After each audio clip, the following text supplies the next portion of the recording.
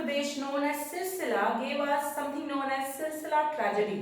एक बहुत भयंकर ट्रेजेडी हुई थी इस टाउन में और ये tragedy had a lot to do with privatisation. क्या ट्रेजेडी थी? यहाँ पे पावर लूम इंडस्ट्री का बहुत काम था, लेकिन जैसे ही इंडस्ट्री प्राइवेटाइज हुई तो rate of using power looms बढ़ गए। हाई रेट की वजह से बहुत ज्यादा बर्डन बढ़ गया। जो बहुत वीकर सेक्शंस ऑफ सोसाइटी इस इंडस्ट्री में काम करते थे उनको बहुत दिक्कत होने लगी, वो ये काम नहीं चला पाए and eventually as a result of it, क्योंकि बहुत ज्यादा फाइनेंशियल लॉस और बर्डन हो गया, 50 of these workers committed suicide. And now committing suicide is a major, it's a desperate move. जब आपके पास कोई ऑप्शन नहीं बचता तब आप ऐसा ऑप्शन लेते हैं। लेकिन प्राइवेटाइजेशन के चलते हमारे देश ने ऐसी कई ट्रेजेडीज देखी हैं।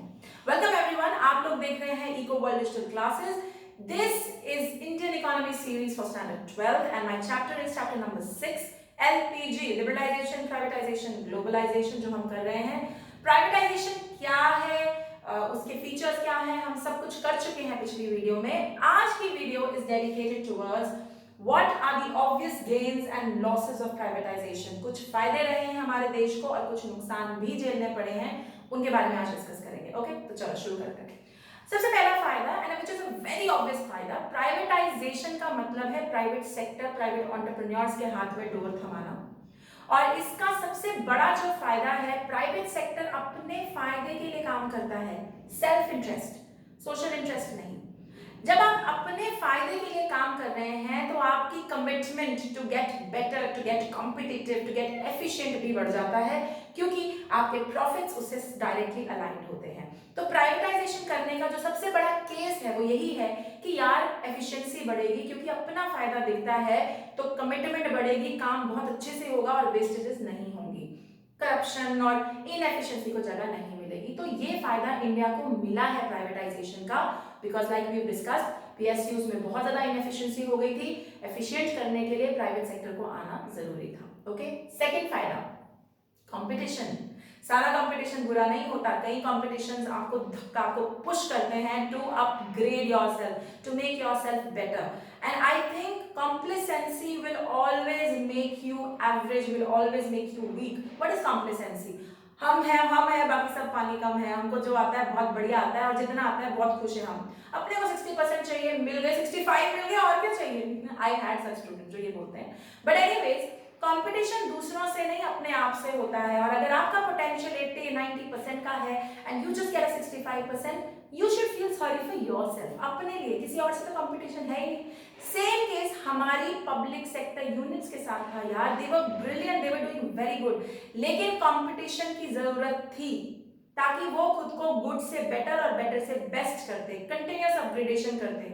हमने बिजनेस एनवायरनमेंट में पढ़ा है दैट बिजनेस में हमने पढ़ा है कि बिजनेस एनवायरनमेंट बहुत ज्यादा डायनेमिक होता है, हर दिन बदलता है। इस डायनेमिक माहौल से निकलने का एक ही तरीका है, upgrade, modernise, change yourself, adapt. वो कैसे होगा? कंपटीशन से। तो सेकंड फायदा जो प्राइवेटाइजेशन से इंडिया को मिला, इंडियन कंपनीज को, that we got motivated to upgrade ourselves, to change, to adapt and to get a little more better. ठीक है। थर्ड फायदा, डाइवर्सिफिकेशन प्रमोट होती है। Now what is diversification? Diversification का मतलब है variety of goods, variety of products, अलग अलग चीजें बनाना। पहले क्या होता था, पब्लिक सेक्टर यूनिट्स होते थे, जो बना दिया, जितना बना दिया इतना ही मिलेगा, चाहिए तो लेना है तो जाओ, वरना कोई बात नहीं।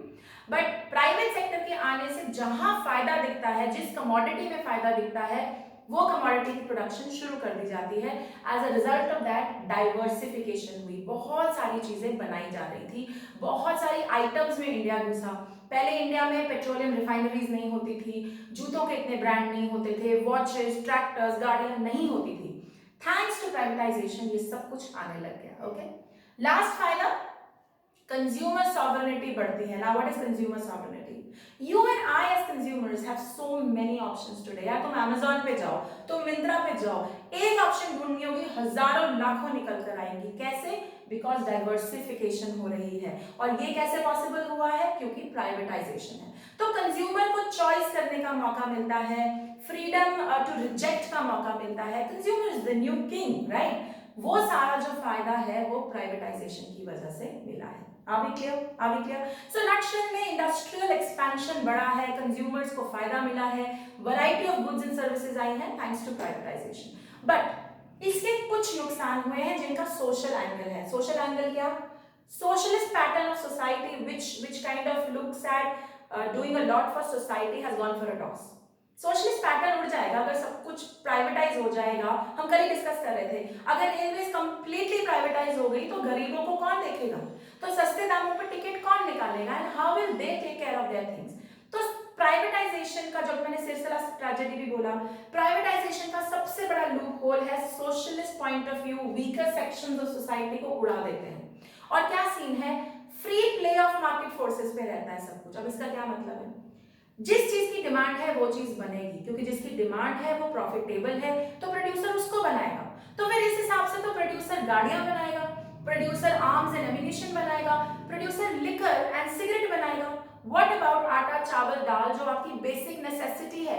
माइंड यू, आटा चावल दाल हमारी बेसिक नेसेसिटी है, लेकिन आज भी लिकर और सिगरेट्स की demand is much more than these. तो फिर उसे कौन उगाएगा, उस पे कौन काम करेगा, कोई भी नहीं. This is the problem with privatisation. अगर सब कुछ प्राइवेटाइज हो गया तो जिस चीज की डिमांड है सिर्फ वो बनेगा. हो सकता है जो चीज जरूरी है, जिसकी डिमांड कम है, वो ना बने. And that is why privatisation sometimes has to be thought over. सोचना पड़ता है कि क्या ये चीज.